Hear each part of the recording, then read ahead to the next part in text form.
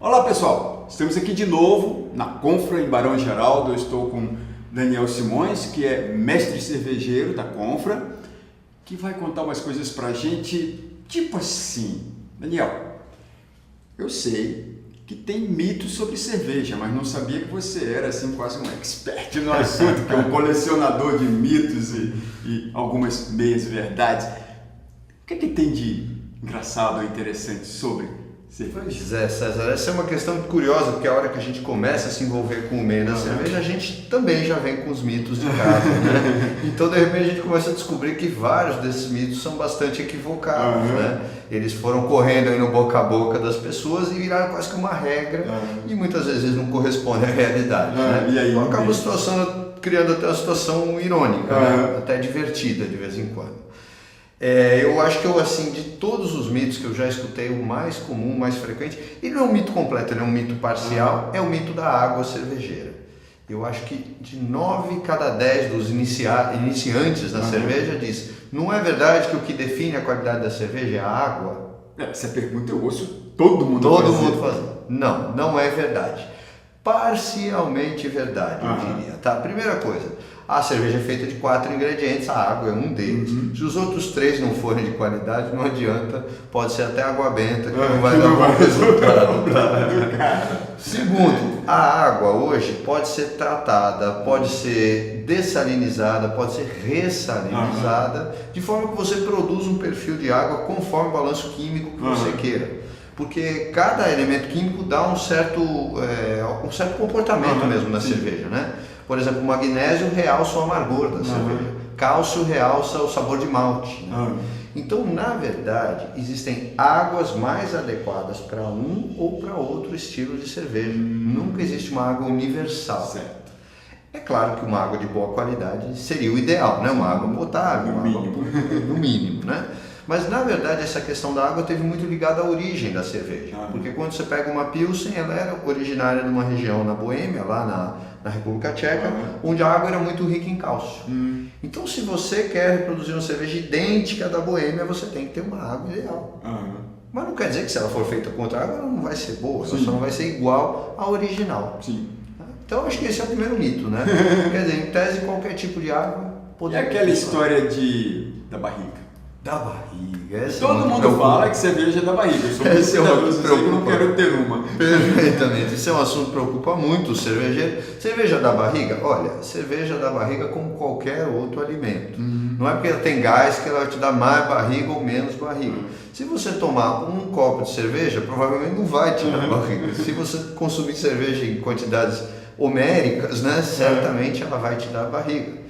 E nós devemos tomar muito cuidado, porque assim, em termos de calorias, a cerveja não é muito calórica, tá? 1 litro de cerveja vai ter aí algo em torno de 400, 500 calorias, não é um absurdo, né? Meio almoço. Meio almoço, pois é, né? O problema é que normalmente você não vai tomar só a cerveja, e aí que mora o perigo, né? Os acompanhamentos, a comidinha de boteco que muitas vezes é frita, o amendoinzinho. Quase sempre é frita, eu nunca vi comida de boteco light. É muito, não combina, né? Então o mito da barriga também é parcial, né? Tudo depende de quanto, depende do estilo, quanto mais alcoólica, mais calórica a cerveja, né?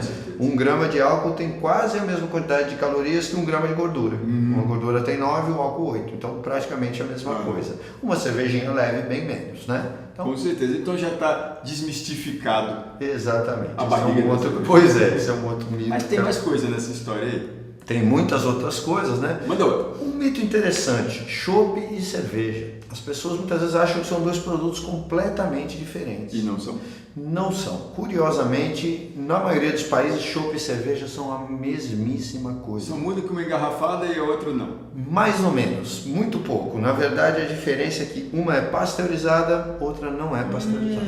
O chopp não é pasteurizado, a cerveja é pasteurizada. Por isso, normalmente você vê cerveja em garrafa, porque ela vai durar mais. Né? Na pasteurização, você esquenta, depois esfria e mata os micro-organismos. Então, você aumenta a vida útil da cerveja. Ou seja, a cerveja ela é pasteurizada porque será envasada. Porque será envasada por uma duração maior, exatamente. Mas existem pessoas que fazem chopp em garrafa, não é usual. porque a durabilidade é menor, tem que ficar o tempo todo refrigerado. Comercialmente seria um desastre. Houve um pessoal que tentou uma época, era até em PET, que é outra coisa que o brasileiro tem um preconceito terrível. Imagina comprar uma cerveja de garrafa PET, não altera em nada o sabor, é outro mito.